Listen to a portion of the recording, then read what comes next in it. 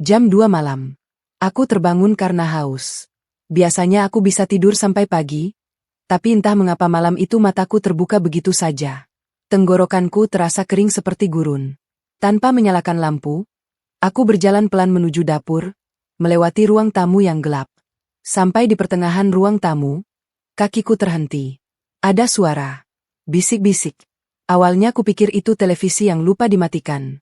Tapi semakin dekat, suara itu semakin jelas, dan itu bukan siaran televisi. Itu suara Mas Fian, suamiku, dan ibu mertua. Mereka sedang mengobrol di ruang tengah, hanya terhalang dinding tipis dari tempatku berdiri. Jam 2 malam, ngobrol jam 2 malam, instingku berkata untuk kembali ke kamar. Tapi ada sesuatu yang menahanku. Kakiku bergerak sendiri mendekati dinding. Aku bersembunyi di baliknya, merapatkan telinga, jantung berdegup kencang seperti mau melompat keluar. Besok pagi kita ke notaris. Bu. Tanah warisan putri di Jonggol sudah ada pembelinya. 2 miliar. Suara Mas Fian pelan tapi jelas. Nada bicaranya penuh kemenangan. Dadaku seperti ditusuk sembilu. Tanah warisan? Tanah peninggalan ibuku? Kamu yakin? Nak? Itu kan tanah warisan dari ibunya. Apa nggak bakal ribut nanti? Suara ibu mertua terdengar ragu. Tapi ragu karena khawatir, bukan karena merasa salah. Biarin aja. Bu, sertifikatnya kan sudah atas nama saya. Alhamdulillah istri saya itu percaya banget sama saya. Tahun lalu pas saya bilang mau diurus biar aman, dia nurut aja kasih fotokopi KTP dan surat-surat lainnya. Bodoh banget. Bu, gampang banget dibodohi. Aku menutup mulut dengan kedua tangan. Dadaku seperti dihantam palu berkali-kali. Fotokopi? Bukan. Aku ingat betul, waktu itu Mas Fian bilang mau mendaftarkan tanah itu ke program pemerintah. Katanya biar dapat sertifikat pengganti kalau rusak. Tapi dia minta fotokopi KTP dan surat-surat lain, bukan sertifikat asli. Sertifikat asli tanah ibuku. Aku ingat betul, masih kusimpan di lemari pakaian, di dalam amplop coklat, di balik tumpukan hanak. Atau setidaknya, itu yang kukira. Apakah dia sudah mengambilnya tanpa sepengetahuanku? Apakah selama ini aku tidur di samping ular berbisa? Lalu setelah laku, kita apakan dia? Ibu mertua bertanya lagi. Kita usir aja, Bu. Gampang. Nanti kita kasih uang 50.000, bilang ini ongkos buat pulang ke kampung. Dia kan orang kampung aslinya. Pasti bingung sendiri di kota. Lagian dia nggak punya siapa-siapa di sini selain kita. Sahabatnya cuma Sari itu. Tapi Sari notaris mana bisa ngapa-ngapain kalau tanah sudah dijual. Kamu ini ya, Fian. Otakmu encer benar. Ibu mertua tertawa kecil. Tertawa yang membuat bulu kuduku merinding. Makanya, Bu, nikah sama orang kampung tuh enak. Nggak banyak tuntutan, nggak banyak ngerti urusan surat menyurat. Kasih perhatian dikit, sudah luluh. Kasih uang jajan dikit, sudah senang. Dasar ndeso. Aku menggigit bibir sampai hampir berdarah. Deso. Itu panggilan sayang mereka selama ini? Aku memang dari kampung. Aku memang anak yatim piatu sejak ibu pergi 3 tahun lalu. Tapi aku bukan orang bodoh. Aku lulusan SMK, pernah kerja 2 tahun di Jakarta sebelum kenal Fian. Aku bisa mengoperasikan komputer, bisa bikin laporan keuangan, bisa masak, bisa jahit. Aku bukan wanita tak berdaya yang mereka kira. Tapi kalau dia protes. Ibu mertua masih belum puas. Protes apa? Bu, tanah sudah laku, uang sudah di tangan kita. Mau protes kemana? Polisi? Pengacara? Dengan uang apa? Lagian surat-surat kan atas nama saya. Dia nggak punya bukti apa-apa. Makanya saya urus balik nama tahun lalu. Sekarang semua atas nama Fian. Sertifikat asli ada di Safe Deposit Box Bank. Dia nggak akan pernah bisa ambil. Aku merasakan dunia berputar. Balik nama? Tanah ibuku sudah atas nama dia? Bagaimana caranya? Itu tanah warisan. Harus ada persetujuan ahli waris. Tapi aku ingat, tahun lalu dia memintaku menandatangani banyak kertas. Katanya untuk administrasi kredit usaha. Katanya biar kita punya modal buka toko. Aku menandatanganinya karena percaya. Karena dia suamiku. Karena selama 2 tahun menikah, dia selalu baik padaku. Ternyata semua baik itu sandiwara. Besok jam 8 kita ke notaris. Habis itu langsung ketemu pembeli. Kalau deal, besoknya cair. Kita bilang sama Putri, aku mau dinas luar kota seminggu. Nanti setelah uang masuk, baru kita atus dia. Mas Fian terdengar bersemangat. Aku ikut ya, nak. Aku mau lihat langsung uang 2 miliar. Seumur-umur belum pernah pegang uang sebanyak itu. Iya, Bu. Kita nikmati hasil kerja keras kita. 2 tahun aku bersandiwara jadi suami baik. Akhirnya membuahkan hasil juga. Mereka tertawa berdua. Tawanya halus, tapi bagiku seperti suara setan. Perlahan, dengan hati-hati, aku beringsut mundur. Setiap langkah terasa seperti berjalan di atas pecahan kaca.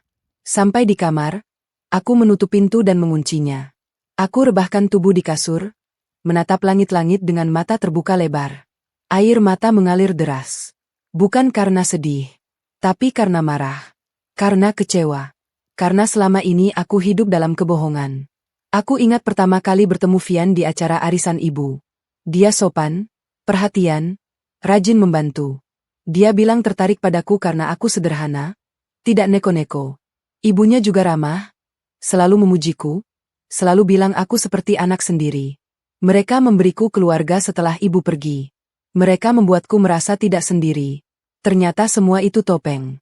Ternyata aku hanya sapi perahan. Tanah warisan ibuku adalah target mereka sejak awal. Pernikahan ini adalah jebakan. Cinta mereka adalah akting. Tapi mereka lupa satu hal. Mereka lupa siapa aku. Aku adalah putri, anak dari Siti Aminah. Ibuku bukan wanita sembarangan. Ibuku adalah pedagang sukses di pasar, wanita tangguh yang membesarkanku sendirian sejak ayah pergi saat aku masih SD. Ibu mengajariku banyak hal, memasak, berhitung, membaca peluang, dan yang paling penting, jangan pernah percaya 100% pada siapapun, kecuali dirimu sendiri. Ibu. Bisikku dalam gelap. Ibu tahu ya kalau ini akan terjadi? Ibu tahu kalau suatu saat ada orang yang ingin merebut tanah ini. Kurasakan kehadiran ibu di ruangan itu. Seperti bisikan lembut di telinga. Seperti pelukan hangat dari alam lain. Aku duduk, menyeka air mata. Otakku mulai bekerja. Apa yang harus aku lakukan? Lari sekarang? Menghadapi mereka? Menelepon polisi? Tidak. Tidak bisa terburu-buru. Mereka sudah merencanakan ini dengan rapi. Aku harus merencanakan balasan dengan lebih rapi. Aku meraih ponsel di nakas. Layarnya menyala, menunjukkan pukul 2.47. Kubuka aplikasi perekam suara, ternyata masih aktif. Selama ini aku pakai untuk merekam ide-ide jualan online. Tapi tanpa sengaja, aku menekan tombol rekam saat berjalan ke dapur tadi. Kubuka hasil rekaman. Suara mereka jelas terdengar.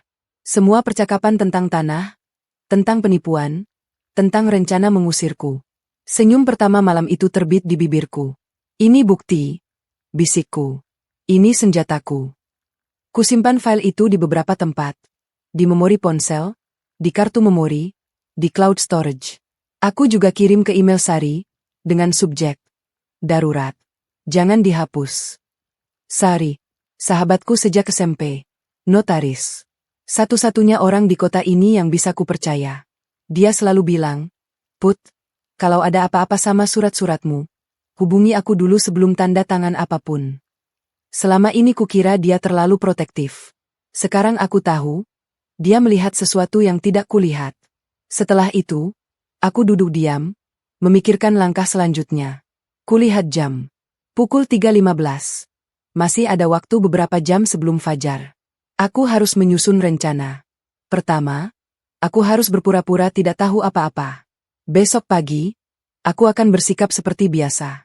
Masak, tersenyum, melayani mereka seperti tak terjadi apa-apa. Kedua, aku harus keluar rumah sebelum mereka curiga. Mereka bilang mau ke notaris jam 8. Berarti aku harus keluar lebih awal. Jam 7, atau bahkan pukul 6.30. Cari alasan yang masuk akal. Ketiga, aku harus ke Sari. Diskusikan semua ini. Tunjukkan bukti rekaman. Minta bantuannya secara hukum.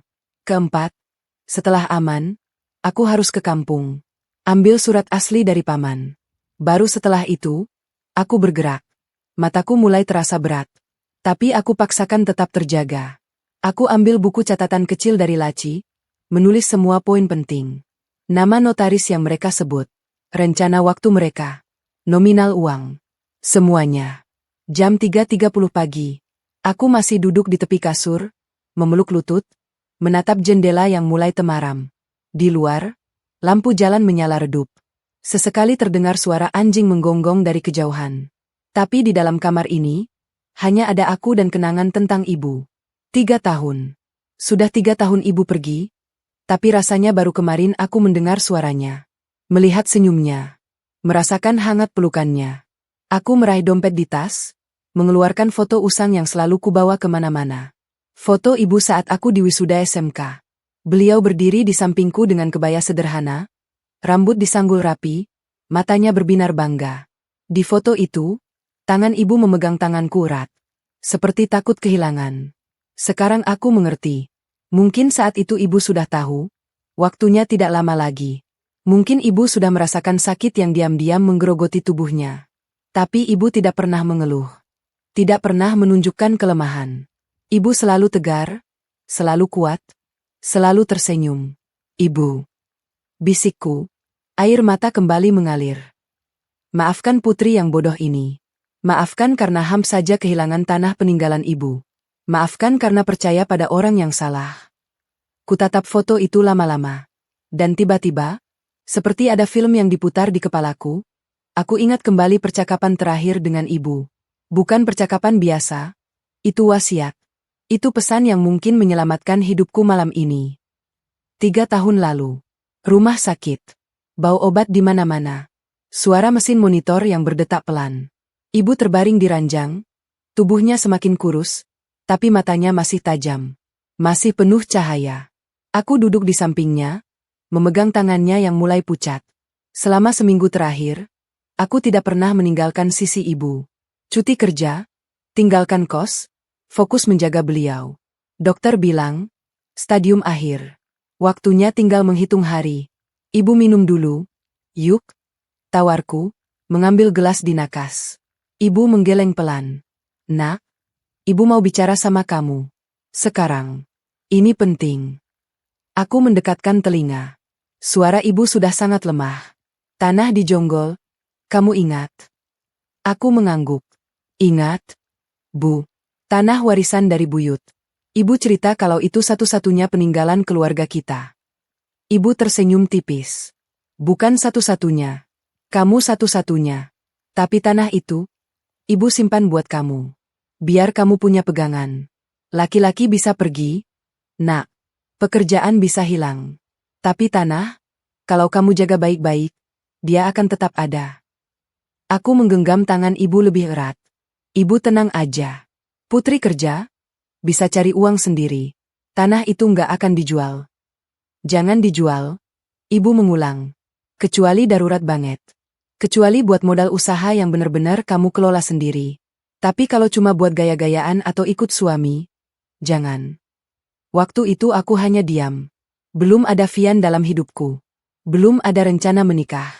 Aku masih sibuk bekerja, masih sibuk mengurus ibu yang sakit. Ibu menarik napas panjang, seperti mengumpulkan tenaga. Dengar baik-baik. Nak, ibu mau kasih tahu rahasia. Tanah itu, surat aslinya tidak di sini. Aku mengernyit. Maksud ibu? Ibu menatapku tajam. Mata yang sakit, tapi masih bisa menembus hatiku. Beberapa tahun lalu, sebelum kamu lulus SMK, ada orang datang ke rumah. Dia ngaku utusan notaris. Katanya mau bantu urus sertifikat tanah biar aman. Waktu itu kamu lagi di sekolah. Ibu curiga. Curiga kenapa? Bu. Insting ibu aja. Mukanya nggak enak dilihat. Matanya larinya kemana-mana. Terus dia tanya detail tanah, tanya ahli waris, tanya siapa aja yang tinggal di rumah. Ibu kasih jawaban seperlunya. Tapi setelah itu, ibu mikir.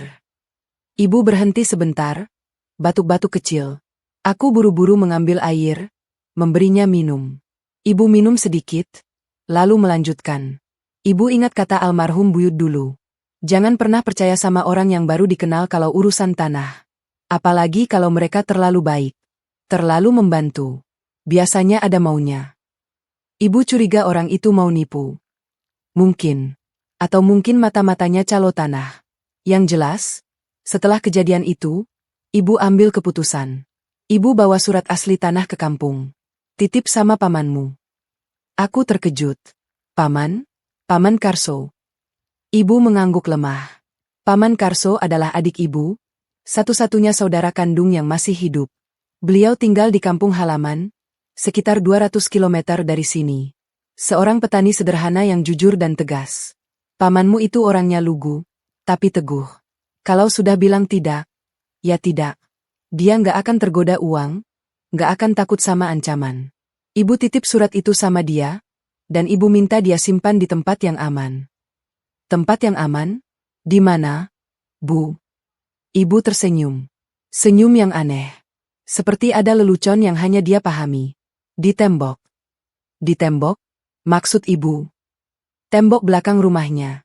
Ibu minta dia bongkar tembok, masukin surat itu di dalam, terus ditembok lagi. Jadi suratnya ada di dalam dinding. Nggak akan ada yang nyangka. Nggak akan ada yang nemuin, kecuali dia bongkar rumah. Aku ternganga. Ibu benar-benar menyembunyikan surat tanah di dalam tembok? Bu, itu aman. Lebih aman daripada di bank. Nak, bank bisa dibobol. Safety box bisa dibongkar. Tapi tembok rumah orang miskin di kampung? Nggak ada yang kepikiran. Dan pamanmu orangnya nggak punya musuh. Hidup sederhana. Nggak akan ada yang curiga. Aku menggeleng-geleng, setengah tak percaya. Ibu memang selalu punya cara berpikir yang tidak biasa. Terus, Bu, kalau suatu saat saya butuh. Itu dia. Ibu minta kamu ingat. Kalau suatu saat kamu curiga ada yang tidak beres, atau kamu merasa terancam, pergilah ke kampung. Temui pamanmu. Bilang kamu butuh surat itu. Dia akan kasih. Tapi, ibu menatapku dengan sangat serius. Tatapan yang membuatku merinding. Tapi jangan pernah ambil surat itu kalau tidak benar-benar darurat. Jangan ambil cuma karena suami minta. Jangan ambil cuma karena ada tawaran kerja sama. Jangan ambil kalau kamu ragu. Karena begitu surat itu keluar dari tembok, dia bisa berpindah tangan. Dan kalau sudah berpindah, bisa susah mengembalikannya. Aku mengangguk paham. Ibu titip sama paman, fotokopi aja yang di sini. Pintar. Ibu tersenyum bangga. Fotokopi memang bisa dipalsukan. Tapi kalau ada yang coba-coba pakai fotokopi buat klaim tanah, mereka akan kaget karena data di BPN tidak sesuai. Karena di BPN, pemiliknya masih atas nama ibu. Ibu tidak pernah pindah tangan. Ibu urus sendiri. Ibu urus semua. Setiap tahun ibu bayar pajak, ibu lapor sendiri. Semua data ibu update. Jadi kalau ada yang coba-coba balik nama tanpa sepengetahuan ibu, pasti ketahuan. Ibu kenal baik sama petugas di sana. Mereka tahu tanah itu milik ibu. Aku tercengang. Selama ini aku mengira ibu hanya pedagang pasar biasa yang tidak paham urusan administrasi. Ternyata ibu sangat cermat. Jauh lebih cermat dari dugaanku. Ibu hebat, bisikku. Ibu tertawa kecil, meski terdengar letih. Bukan hebat, nak. Ini pengalaman. Ibu lihat banyak teman yang kehilangan tanah karena ceroboh. Karena terlalu percaya sama orang. Karena tidak urus surat-surat dengan benar. Ibu tidak mau itu terjadi padamu. Air mataku mulai menggenang. Bu, jangan ngomong gitu. Ibu kan masih ada. Nanti kalau ibu sembuh, kita urus bareng-bareng. Ibu menggeleng pelan. Ibu tahu waktunya sudah dekat. Nak, ibu sudah ikhlas. Tapi ibu belum ikhlas kalau kamu nanti hidup susah. Makanya ibu siapkan semua ini. Tanah itu, plus satu lagi. Satu lagi. Ibu meraih tanganku, menekannya lemah. Di bawah kasur ibu, ada amplop coklat. Ambil. Aku menurut. Di bawah kasur rumah sakit, terselip amplop coklat agak tebal. Aku ambil dan kembalikan ke sisi ibu. Buka. Kubuka amplop itu. Isinya, buku tabungan, perhiasan emas beberapa gram, dan sebuah surat wasiat singkat yang ditulis tangan ibu. Ini tabungan ibu. Enggak banyak. Sekitar 50 juta. Ini emas, bisa dicairkan kalau darurat. Dan ini surat wasiat, biar nggak ada yang rebutan. Semua untuk kamu, nak. Semua. Aku menangis terseduh-seduh. Bu, ini terlalu banyak. Tidak ada yang terlalu banyak untuk anak ibu. Kamu satu-satunya yang ibu punya. Ayahmu pergi saat kamu kecil. Ibu tidak pernah menikah lagi karena takut kamu nggak dapat kasih sayang penuh. Sekarang, ibu mau pergi dulu. Tapi ibu titip semua ini. Jaga baik-baik. Aku memeluk ibu, menangis di dadanya yang kurus. Ibu mengelus rambutku pelan, seperti waktu aku kecil dulu. Janji sama ibu, nak. Janji apa, Bu? Janji kamu akan jaga tanah itu. Jaga dirimu sendiri. Jangan biarkan siapapun, mengambil hakmu. Kamu boleh baik, boleh tulus, boleh percaya sama orang. Tapi jangan lupa, dunia ini nggak seindah yang kamu kira. Ada orang jahat di luar sana. Dan mereka bisa datang dalam bentuk apa saja. Teman, kekasih, bahkan keluarga. Janji, Bu. Dan satu lagi, kalau suatu saat kamu menikah, jangan kasih semua. Jangan kasih akses ke semua hartamu. Simpan sesuatu untuk dirimu sendiri. Bukan karena kamu tidak percaya, tapi karena kamu harus punya pegangan kalau sesuatu terjadi. Laki-laki bisa berubah, nak. Cinta bisa pudar. Tapi tanah dan uang yang kamu jaga, dia akan setia menemanimu. Aku mengangguk, meski saat itu aku belum sepenuhnya mengerti. Aku masih terlalu muda, terlalu naif, terlalu percaya bahwa cinta sejati itu ada dan akan melindungiku dari segalanya. Ibu menarik napas panjang, seperti lelah. Satu hal lagi, nak. Yang paling penting. Apa, Bu? Kalau suatu saat kamu curiga, atau kamu merasa terancam, jangan diam. Jangan takut. Jangan tunggu sampai semuanya terlambat. Ingat pesan ibu. Pergi ke kampung. Buka tembok belakang rumah paman. Di situ ibu simpan surat aslinya. Tapi bukan cuma satu. Aku mengernyit. Bukan cuma satu, maksud ibu. Ibu tersenyum misterius. Ibu simpan dua. Satu asli, satu salinan yang sudah dilegalisir notaris. Jadi kalau yang asli kenapa-kenapa, kamu masih punya cadangan. Dan di dalam amplop itu, ada juga surat kuasa dari ibu ke paman, yang memberi dia hak untuk menjaga tanah itu sampai kamu benar-benar siap mengelolanya sendiri. Aku tak bisa berkata-kata. Ibu sudah memikirkan semuanya. Jauh ke depan. Ibu sudah menyiapkan jaring pengaman yang begitu rumit, hanya untuk melindungi anaknya. Ibu sayang kamu, nak. Ibu menggenggam tanganku sekali lagi. Ibu sayang banget. Maafin ibu kalau selama ini banyak salah. Maafin ibu kalau nggak bisa kasih hidup mewah. Maafin ibu harus pergi duluan. Jangan minta maaf, Bu. Putri yang harus minta maaf. Putri sering ngelawan, sering ngecewain ibu. Ibu nggak pernah kecewa sama kamu. Ibu cuma khawatir. Tapi sekarang, ibu tenang. Karena kamu sudah dewasa. Kamu sudah bisa jaga diri sendiri. Ibu cuma titip. Jangan lupa sama kampung halaman. Jangan lupa sama keluarga. Pamanmu di kampung. Dia akan jaga kamu kalau kamu susah. Ingat, Bu. Putri ingat. Ibu sayang kamu, nak. Jaga diri baik-baik. Bahagia ya. Cari yang benar-benar sayang sama kamu, bukan sama hartamu. Dan kalau kamu ragu, ingat pesan ibu. Tembok belakang. Rumah paman. Ingat, Bu. Tembok belakang. Kembali ke malam ini. Aku tersentak. Lamunanku buyar. Di luar, mulai terdengar suara azan subuh dari masjid dekat rumah. Cahaya mulai merembes dari selat tirai. Kutatap foto ibu di tanganku. Ibu tersenyum padaku. Senyum yang sama seperti 3 tahun lalu. Senyum yang penuh cinta, penuh harap, penuh keyakinan bahwa anaknya akan baik-baik saja. Ibu, bisikku, ternyata ibu benar. Ibu selalu benar. Ada orang jahat di sekitarku. Mereka datang dalam bentuk suami dan mertua. Mereka hampir saja mengambil tanah ibu.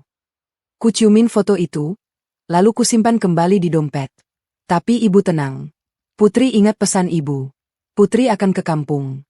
Putri akan buka tembok belakang rumah paman. Putri akan ambil surat asli itu. Dan Putri akan selamatkan tanah ibu. Aku berdiri, berjalan ke jendela. Kubuka tirai sedikit. Langit mulai memutih. Fajar segera tiba. Terima kasih, Ibu. Terima kasih untuk pesan terakhir itu. Terima kasih karena masih menjagaku dari alam sana. Terima kasih karena tidak pernah benar-benar pergi. Di kejauhan, Kulihat burung-burung mulai beterbangan. Hari baru dimulai. Dan untuk pertama kalinya setelah 3 tahun, aku benar-benar merasakan kehadiran ibu di sampingku. Bukan sebagai hantu atau penampakan, tapi sebagai kekuatan. Sebagai pedoman. Sebagai alasan untuk tidak menyerah. Aku meraih ponsel, membuka kontak paman. Jariku ragu-ragu di atas tombol. Apakah beliau masih pakai nomor ini? Apakah beliau masih ingat janjinya pada ibu? Apakah beliau masih menyimpan surat itu di dalam tembok?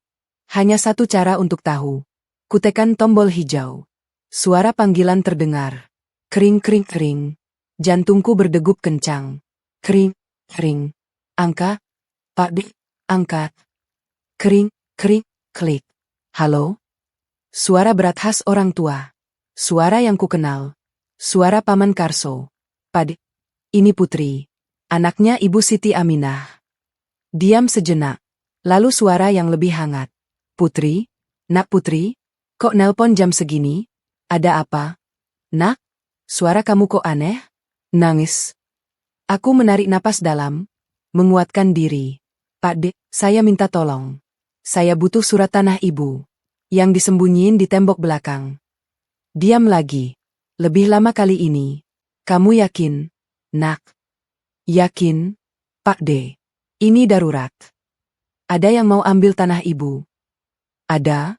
Pak D. Suami saya. Paman menghela napas panjang. Berat. Ibu kamu dulu bilang, kalau sampai kamu minta surat itu, artinya kamu dalam bahaya. Bener? Nak? Aku menahan isak. Bener? Pak D. Oke. Kamu kapan kesini? Secepatnya. Mungkin besok atau lusa. Tergantung urusan di sini. Pak D tunggu. Rumah masih sama? Nggak pindah. Kamu ingat jalannya? Ingat? Pak D. Hati-hati di jalan. Nak. Jangan cerita ke siapapun kamu kesini. Jangan bawa siapapun. Datang sendiri. Iya? Pak D. Dan nak? Apa? Pak D. Almarhumah ibumu itu wanita hebat. Dia sayang banget sama kamu. Sampai mati pun dia mikirin kamu. Jangan sia-siain perjuangannya. Aku menangis lagi. Enggak akan, Pak D. Demi ibu, saya akan selamatkan tanah ini. Bagus. Sekarang istirahat. Besok kamu urus yang perlu di kota. Habis itu ke sini. Pak D tunggu. Terima kasih, Pak D. Sama-sama, nak. Tuhan bersama orang yang benar. Panggilan berakhir. Kutatap ponselku. Layar menunjukkan pukul 4.45. Masih ada waktu sebelum mereka bangun. Aku rebahkan tubuh di kasur, memeluk bantal. Pikiranku penuh, tapi hatiku tenang. Ibu benar. Ibu selalu benar. Pesan terakhirnya adalah pelampung di tengah badai. Ibu, doakan aku, bisikku sebelum terlelap. Besok aku mulai bergerak. Demi tanah ibu. Demi masa depanku. Demi keadilan. Di luar, azan subuh berkumandang. Tapi di dalam kamar ini, aku mendengar suara lain. Suara lembut yang hanya bisa kudengar dengan hati. Ibu bangga sama kamu, nak. Teruslah berjuang. Air mata terakhir malam itu jatuh di bantal.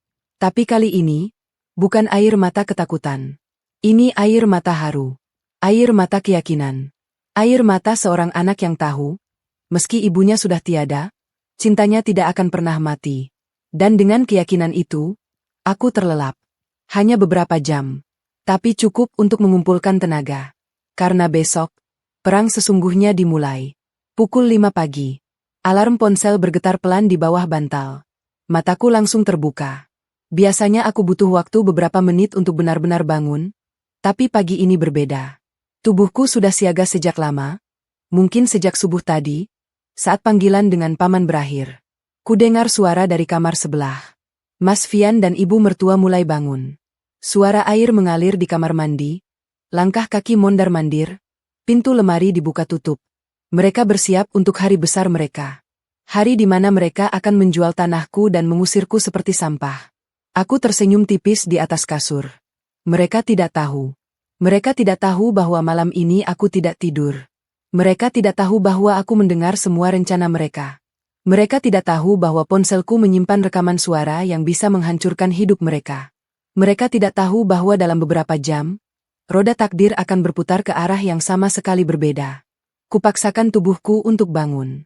Segera menuju kamar mandi dengan air dingin biar benar-benar segar. Kupandangi wajahku di cermin. Mata sedikit sembab karena kurang tidur dan menangis semalaman. Tapi di balik itu, ada kilat baru di mataku. Kilat yang tidak pernah ada sebelumnya. Kilat seorang pejuang. Putri, bisikku pada bayanganku sendiri, hari ini kamu berperang. Dan kamu akan menang. Kukenakan daster rumah biasa. Yang lusuh, yang sudah kutunggu saatnya untuk diganti. Tapi hari ini, daster ini adalah kostum terbaikku. Kostum untuk mengelabui musuh. Mereka harus melihat putri yang sama seperti kemarin. Putri yang bodoh, putri yang mudah dibodohi, putri yang tidak tahu apa-apa. Kuturun ke dapur dengan langkah ringan. Suara Mas Fian dan ibu mertua sudah terdengar dari ruang tengah. Mereka sedang mengobrol, tapi begitu mendengar langkahku, mereka diam. Pasti pikir aku tidak mendengar. Selamat pagi, Mas. Selamat pagi, Bu. Sapaku ceria sambil melangkah masuk dapur. Pagi, sayang. Mas Fian menyambut dengan senyum lebarnya. Senyum yang dulu membuatku meleleh, sekarang membuatku muak. Ibu mertua hanya mengangguk sambil membaca koran. Pura-pura sibuk. Padahal matanya diam-diam mengawasi setiap gerakku. Aku membuka kulkas, mengeluarkan telur, sayuran, dan sisa ayam goreng kemarin. Hari ini aku akan masak spesial. Bukan untuk mereka, tapi untuk diriku sendiri. Ini sarapan terakhirku di rumah ini sebagai putri yang bodoh. Besok, semuanya akan berbeda. Kutumis kangkung dengan terasi. Kugoreng telur mata sapi. Kupanaskan ayam goreng. Kusiapkan nasi hangat dan sambal terasi buatanku sendiri. Aroma masakan mulai memenuhi ruangan. Wah, masak apa? Sayang, wanginya menggoda. Mas Fian menghampiri, mencuri sepotong ayam. Nasi rames kesukaan Mas. Biar Mas kuat urus bisnis hari ini. Aku tersenyum manis. Dia tertawa, menepuk pundakku. Istriku memang yang terbaik. Nanti Mas kasih hadiah ya. Hadiah? Aku ingin tertawa keras. Hadiah apa yang akan kau beri pada istri yang baru saja kau rampok tanah warisannya? Uang 50.000 untuk ongkos pulang? Makasih, Mas. Mas juga yang terbaik. Aku membalas dengan suara manis, sambil dalam hati menambahkan, paling baik berpura-pura. Ibu mertua ikut ke dapur, duduk di kursi makan. Matanya menyipit melihatku. Selama ini aku selalu mengira itu tatapan sayang. Tapi sekarang, setelah tahu yang sebenarnya, aku bisa melihatnya dengan jelas. Itu tatapan curiga. Tatapan yang menghitung. Tatapan yang bertanya, apa betul menantu ini sebodoh itu? Ayo, Bu, sarapan dulu. Kuhidangkan piring untuknya. Kamu kok masak banyak banget? Nak, emangnya mau pergi? Tanyanya, mencoba menyelidiki. Aduh, Ibu mertua. Kamu pikir aku tidak akan siap dengan pertanyaan itu? Iya, Bu. Tadi subuh aku dapat pesan dari Sari. Dia minta tolong temenin ke pasar pagi. Katanya mau belanja bulanan tapi butuh temen bawa barang. Sekalian aku belanja buat rumah. Jawabku lancar. Sebagian bohong, sebagian jujur. Aku memang akan ke Sari, tapi bukan ke pasar. Jam berapa? Tanya Mas Fian. Jam 7:30. Dia jemput di sini, soalnya bawa mobil. Ini kan sudah jam 6:30. Kamu nggak sarapan dulu? Aku sarapan belakangan aja, Mas. Biar sekalian sama Sari nanti. Katanya mau sarapan bubur di langganan kita. Mereka saling pandang. Ibu mertua mengangguk pelan. Rencanaku diterima. Ya sudah, nanti hati-hati. Mas Fian menyuap nasi dengan lahap. Aku duduk di samping mereka, ikut mengambil piring kecil. Aku harus makan sedikit, biar tidak curiga. Tapi setiap suapan terasa seperti pasir di mulut. Perutku mual, tapi wajahku harus tetap tenang. Ini sambalnya enak, Nak. Ibu mertua memuji. Pujian yang dulu membuatku senang. Sekarang hanya membuatku ingin muntah. Iya, Bu. Resep ibu saya. Aku menjawab polos. Mereka diam sebentar. Mungkin ingat ibuku. Mungkin merasa sedikit bersalah, atau mungkin tidak. Mungkin mereka hanya berpikir, almarhumah juga bodoh, nitip tanah sama anak yang bebal. Mereka bertiga salah. Ibu tidak bodoh. Aku tidak bebal. Pukul 7.15. Mas Fian selesai mandi, memakai kemeja rapi dan celana bahan. Wangi parfumnya tercium sampai dapur. Ibu mertua juga sudah berdandan, memakai kebaya dan perhiasan emas. Mereka memang benar-benar bersiap untuk hari besar. Sayang, kami berangkat dulu ya. Mas Fian mencium keningku. Ciuman perpisahan yang biasa. Loh, belum jam 8, Mas? Iya, mau mampir dulu ke bank. Ambil uang buat administrasi. Bohong lagi. Atau mungkin jujur? Mungkin mereka memang perlu uang untuk biaya notaris? Hati-hati di jalan, Mas. Bu. Aku melambai dari pintu. Kamu juga, Nak. Jangan lupa beli pisang ijo. Ibu mertua masih sempat mengingatkan. Siap, Bu. Mereka masuk ke mobil. Mas Fian menyalakan mesin, melambai sekali lagi, lalu melaju pergi. Aku tetap berdiri di pintu sampai mobil hilang dari pandangan. Begitu benar-benar hilang, aku bergerak cepat. Pintu kututup dan kukunci. Lari ke kamar, buka lemari. Tas yang sudah kusiapkan sejak subuh masih rapi di sudut. Kuperiksa isinya sekali lagi. KTP asli tanda centang tebal. Akta nikah tanda centang tebal. Kartu keluarga tanda centang tebal. Buku tabungan, yang selama ini tidak pernah Fian tahu, tanda centang tebal. Uang tunai 5 juta, hasil jualan online setahun, tanda centang tebal. Fotokopi sertifikat tanah yang selama ini kusimpan tanda centang tebal. Ponsel dan powerbank tanda centang tebal. Pakaian ganti secukupnya tanda centang tebal. Alamat dan nomor telepon paman tanda centang tebal. Surat wasiat ibu yang ditulis tangan tanda centang tebal. Semua aman. Aku ganti baju. Bukan daster lagi. Celana jeans, kaos longgar, jaket tipis. Sneaker yang nyaman buat jalan jauh. Rambut kukuncir ke belakang. Kulihat diriku di cermin. Ini aku. Bisikku. Ini putri yang sebenarnya.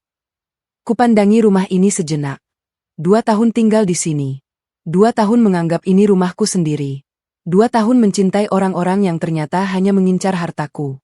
Rumah ini, perabot ini, bahkan beberapa perabot dibeli dari hasil jual rumah ibuku. Kulkas, mesin cuci, spring bed, semua dari uang ibu. Tapi tidak apa-apa. Itu hanya benda. Yang penting, tanah ibu masih aman. Dan aku akan memastikan tetap aman. Ku keluarkan ponsel, buka aplikasi ojek online. Pesan dari rumah ke kantor Sari. Waktu tunggu 5 menit. Jam 7.38, aku sudah di depan rumah. Ojek online datang tepat waktu. Seorang bapak-bapak parubaya dengan motor metik. Ke kantor notaris di Jalan Sudirman, Pak. Yang dekat pengadilan. Siap, Neng. Aku naik, memakai helm. Motor melaju meninggalkan rumah itu. Aku menoleh sekali, melihat rumah yang mungkin tidak akan kutinggali lagi. Atau mungkin akan kutinggali, tapi dengan status yang berbeda, sebagai pemilik sah 50%-nya. Di dalam motor, angin pagi menerpa wajahku. Rasanya segar. Bebas.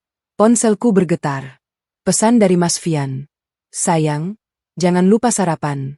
Nanti Mas beliin oleh-oleh. Aku membaca pesan itu sambil tersenyum sinis. Dia masih berpura-pura. Masih jadi suami baik. Padahal dalam beberapa jam, dia akan kaget bukan main. Kubalas singkat. Iya, Mas. Hati-hati di jalan. Pesan lain masuk. Dari Sari. Udah di kantor. Siap sedia. Ada apa? 15 menit lagi sampai. Siapin kopi. Panjang ceritanya. Siap, bestie. Kopi tubruk ya? Boleh. Yang pahit, kayak hidupku sekarang. Oke. Tunggu. Sahabat sejati. Sari selalu tahu kapan harus serius dan kapan harus bercanda. Kami bersahabat sejak SMP, melewati banyak hal bersama. Dia yang menemani aku saat ibu sakit. Dia yang jadi bridesmaid di pernikahanku. Dan sekarang, dia yang akan membantuku menghancurkan rencana jahat suamiku. Motor melaju melewati pasar pagi yang mulai ramai. Ibu-ibu dengan belanjaan, pedagang sayur yang berteriak menawarkan dagangan, bau gorengan dan rempah dari warung-warung. Kehidupan normal yang berjalan seperti biasa. Mereka tidak tahu, di tengah mereka, seorang wanita sedang dalam misi penyelamatan hidupnya. Jam 7.53. Motor berhenti di depan gedung berlantai 3. Papan nama besar. Kantor Notas Hari Wulandari. SH. MN. Sudah. Neng. 25.000. Bapak ojek menyerahkan helm. Aku bayar. Tambah tip. Makasih. Pak. Sama-sama. Neng. Semoga lancar urusannya. Lancar. Semoga lancar. Aku melangkah masuk. Resepsionis di lantai 1 mengenaliku. Bu Putri. Ada janji sama Bu Sari. Iya, Mbak. Sudah janji. Silakan, langsung ke lantai 2. Bu Sari sudah nunggu dari tadi. Aku naik tangga. Lantai 2, ruangan Sari. Pintu kaca dengan stiker nama. Kupeluk tas erat-erat. Ini dia. Kutarik napas. Buka pintu. Sari sudah berdiri di belakang meja. Wanita berkacamata dengan rambut sebahu, blazer hitam. Wajahnya langsung berubah cemas begitu melihatku. Put, lo kenapa? Mata sembab. Pucet, lo nangis. Dia segera menghampiri. Aku tidak bisa menahan diri lagi. Begitu dia memelukku, air mata langsung tumpah. Sar, mereka jahat banget. Isakku di bahunya. Sari mengelus punggungku. Sini duduk dulu. Cerita pelan-pelan. Dia menuntunku ke sofa, menyuruhku duduk. Lalu dia ambil tisu, kopi yang sudah disiapkan, dan duduk di sampingku. Minum dulu. Hangat. Biar tenang. Aku minum kopi itu. Pahit. Tapi hangat. Menenangkan sedikit. Oke. Sekarang cerita. Dari awal. Sari menatapku serius. Matanya tajam, tapi penuh perhatian. Inilah Sari yang ku kenal. Sahabat yang selalu siap sedia, selalu sigap, selalu profesional. Aku tarik napas panjang. Lalu ku ceritakan semuanya. Tentang bangun jam 2 malam, tentang bisik-bisik yang ku dengar, tentang rencana mereka menjual tanah, tentang ucapan, istri bodoh, dan uang 50.000, tentang pesan terakhir ibu, tentang panggilan dengan paman subuh tadi. Sari mendengarkan tanpa memotong. Wajahnya berubah dari cemas ke marah, dari marah ke tidak percaya, dari tidak percaya ke tekad baja. Anjing. Umpatnya pelan begitu aku selesai. Anjing banget. Put. Aku tertawa kecil. Sari memang kalau marah suka mengumpat. Lo punya bukti? Tanyanya. Aku keluarkan ponsel, buka file rekaman. Ini. Semua dari tadi malam. Jelas banget. Sari mengambil ponselku, menyambungkan ke speaker Bluetooth di ruangannya. Suara Mas Fian dan ibu mertua terdengar jelas. Besok pagi kita ke notaris. Bu. Tanah warisan Putri di Jonggol sudah ada pembelinya. 2 miliar. Kamu yakin? Nak? Itu kan tanah warisan dari ibunya. Biarin. Sertifikat sudah atas nama saya. Istri itu bodoh. Gampang dibodohi. Setelah laku, kita usir dia. Kasih uang 50.000 buat ongkos pulang ke kampung. Sari mendengarkan dengan mata menyipit. Tangannya mengepal di pangkuan.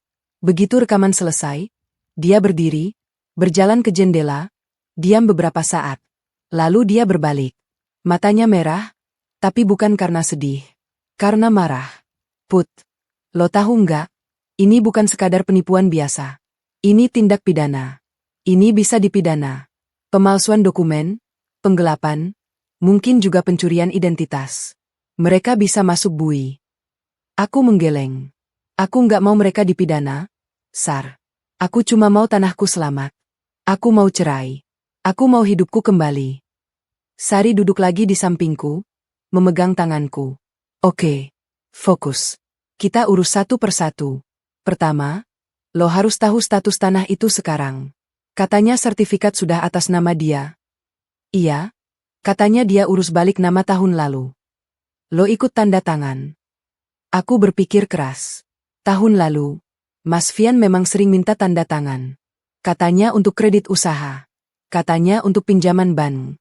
Aku ingat, beberapa kali aku diajak ke suatu tempat, diminta tanda tangan di banyak kertas. Aku ikut, Sar.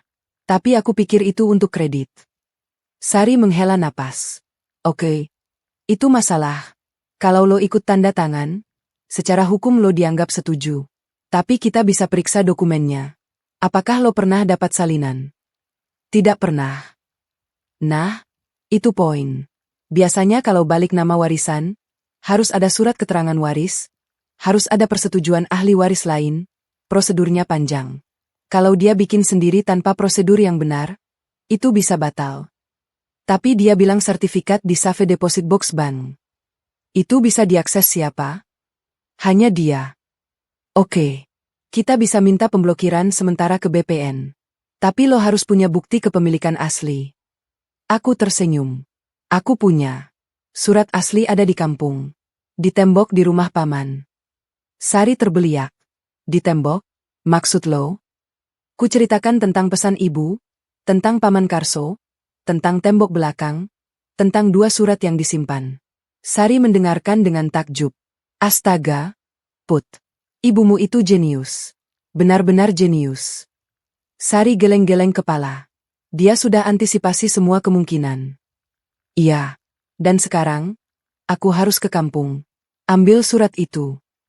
Kapan? Rencananya besok atau lusa. Tapi sebelumnya, aku harus urus gugatan cerai dan permohonan sita jaminan. Sari mengangguk. Benar. Itu prioritas.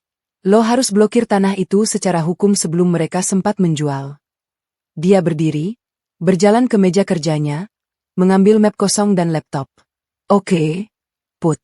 Sekarang kita kerja. Lo cerita detail, aku catat. Nama notaris yang mereka sebut. Pak Hendra. Di Jalan Asia Afrika. Sari mencatat. Kenal. Lumayan terkenal. Tapi dia notaris lama, harusnya tahu prosedur. Aku heran dia mau terima berkas balik nama tanpa kehadiran pemilik asli. Mungkin Vian bohong padanya. Atau mungkin Vian kenal baik. Bisa jadi. Tapi itu urusan nanti. Sekarang, lo punya fotokopi sertifikat? Aku mengeluarkan fotokopi dari tas. Sari mengambilnya, memeriksa dengan teliti. Ini fotokopi. Tapi cukup buat lihat nomor hak, nomor surat ukur, data-data penting. Kita bisa cek ke BPN status terkini. Dia mengambil ponsel, menelpon seseorang. Halo, Mas Budi? Sari. Iya? Lama nggak ketemu. Mas, tolong cekkan 1 nomor hak ya. Ada tanah di Jonggol, atas nama Siti Aminah. Tolong dicek statusnya, apakah ada perubahan atau pemblokiran. Ini urgent. Iya, nanti aku tunggu. Makasih, Mas. Dia menutup telepon. Teman di BPN. Nanti kita tahu posisinya. Kami menunggu sekitar 10 menit. Ponsel Sari berdering. Halo? Mas. Iya. Serius? Oke, makasih banyak. Mas. Nanti aku traktir. Iya. Siap. Sari meletakkan ponsel, menatapku. Put. Dengar baik-baik. Tanah ibumu statusnya bersih. Atas nama Siti Aminah. Tidak ada perubahan, tidak ada blokir, tidak ada sengketa.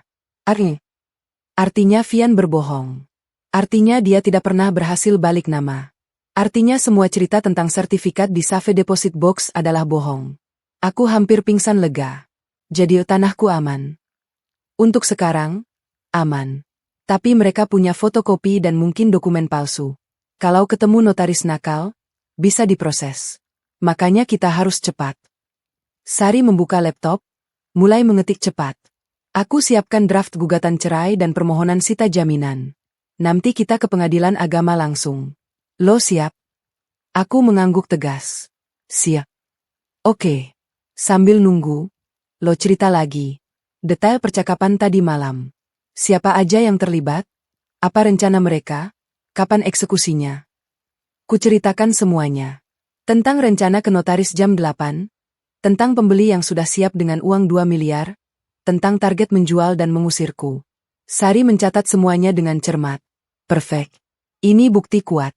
Lo punya rekaman, punya saksi, aku, dan punya dokumen penakung. Kita bisa menang. Sekitar 30 menit kemudian, Sari selesai dengan draftnya. Dia mencetak beberapa lembar, memeriksanya sekali lagi. Ini surat gugatan cerai. Alasan, Suami melakukan penipuan dan penggelapan aset, serta perselingkuhan finansial. Ini permohonan sita jaminan atas tanah di Jonggol. Ini surat pernyataan lo sebagai penggugat. Dia menyerahkan bolpoin. Tanda tangan di sini, sini, dan sini. Aku membaca sekilas. Bahasa hukum yang rumit, tapi intinya jelas. Aku menggugat cerai Vian dan meminta pengadilan menyita tanah ibuku agar tidak bisa dipindahtangankan selama proses perceraian. Kutandatangani semua. Oke, sekarang kita ke pengadilan. Lo siap? Aku berdiri, merapikan jaket. Siap. Apa? Sari memelukku erat. Lo hebat. Lo kuat. Ibumu pasti bangga. Aku memeluknya balik. Terima kasih, Sar. Lo sahabat terbaik. Kami turun bersama. Sari membawa map kuning tebal berisi berkas-berkas. Di luar, mobilnya sudah siap. Sopir atau aku yang nyetir? Lo aja. Biar luasa. Kami masuk ke mobil. Sari menyalakan mesin, meluncur meninggalkan kantor. Tujuan, pengadilan agama. Di tengah jalan, ponselku bergetar. Mas Vian lagi. Sayang, urusanku lancar. Doain ya. Kamu di mana? Aku membaca pesan itu, tersenyum sinis. Lalu membalas.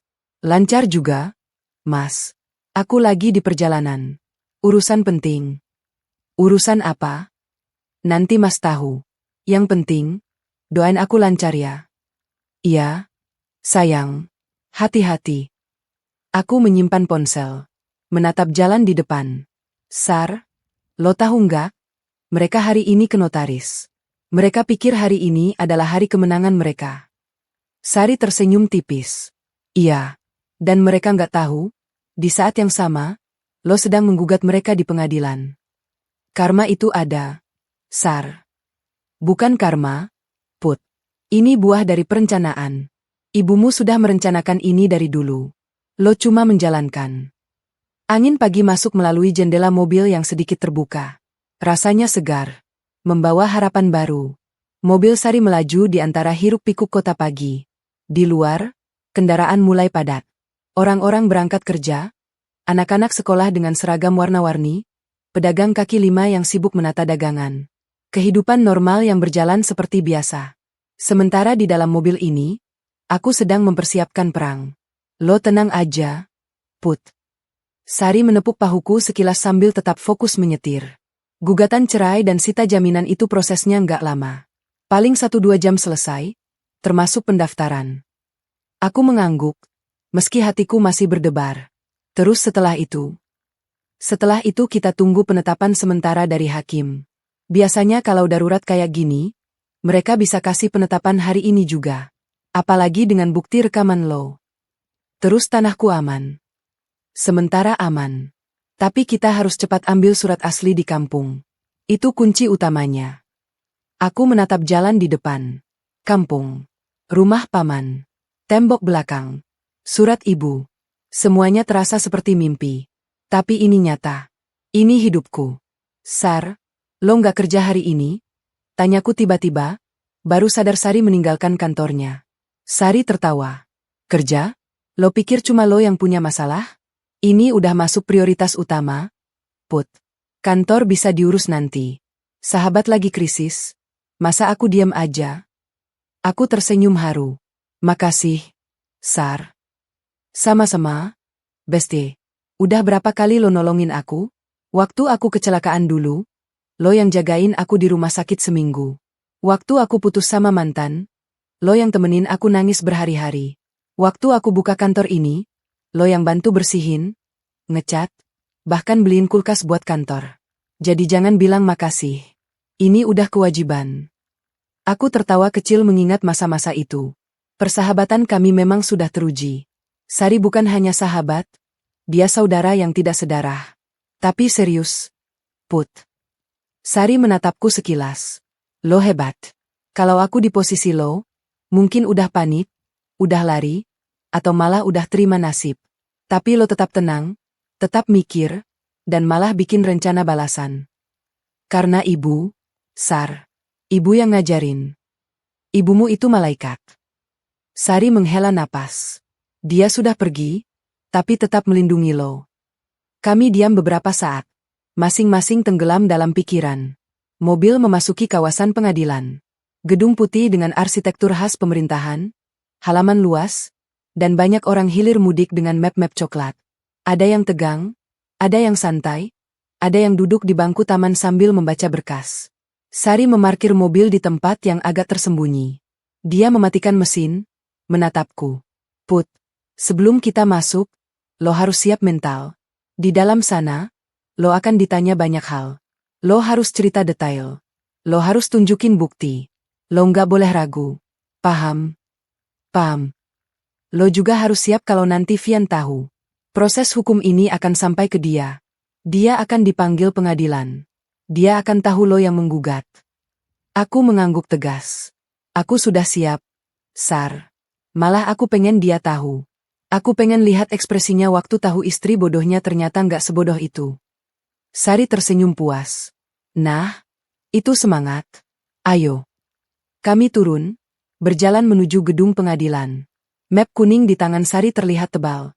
Di dalamnya ada nyawaku. Ada masa depanku. Ruangan cukup luas dengan beberapa loket. Antrean tidak terlalu panjang. Mungkin karena masih pagi. Beberapa orang duduk di kursi plastik sambil menunggu nomor antrean. Ada pasangan muda yang tampak tegang, mungkin mau cerai. Ada bapak-bapak dengan kemeja lusuh yang terlihat lelah. Ada ibu-ibu parubaya dengan mata sembab, ditemani anaknya. Aku dan Sari mengambil nomor antrean, 24. Tinggal menunggu 5 orang lagi. Kami duduk di bangku dekat jendela. Sari membuka map, memeriksa sekali lagi kelengkapan berkas. KTP lo ada? Ada. Akta nikah? Ada. Fotokopi sertifikat? Ada. Surat pernyataan gugatan? Sudah lo bikin tadi. Bukti rekaman? Ada di ponsel dan sudah aku kirim ke email lo. Sari mengangguk puas. Lengkap. Ini MAH pasti diterima. Aku menghela napas lega. Tapi tetap ada rasa cemas menggelayuti hati. Ini pertama kalinya aku masuk pengadilan. Ini pertama kalinya aku jadi penggugat. Ini pertama kalinya aku melawan suamiku sendiri. Nomor 24, ke loket 3. Suara pengeras suara memanggil. Sari berdiri, meraih tanganku. Ayo. Kami melangkah ke loket 3. Seorang ibu parubaya dengan jilbab rapi menyambut dengan senyum profesional. Selamat pagi, ada yang bisa dibantu? Selamat pagi, Bu. Saya Sari, notaris. Ini klien saya, ingin mendaftarkan gugatan cerai dan permohonan sita jaminan. Petugas itu menerima map dari Sari, memeriksa berkas satu persatu dengan teliti. Matanya awas, tangannya cekatan. Gugatan cerai dengan alasan penipuan dan penggelapan aset oleh suami, Bu. Sari menjawab tegas. Petugas itu mengangkat alis, tapi tetap profesional. Dia membaca berkas lebih detail. Ini bukti rekaman suara? Ada, Bu. Di dalam flash disk yang saya sertakan.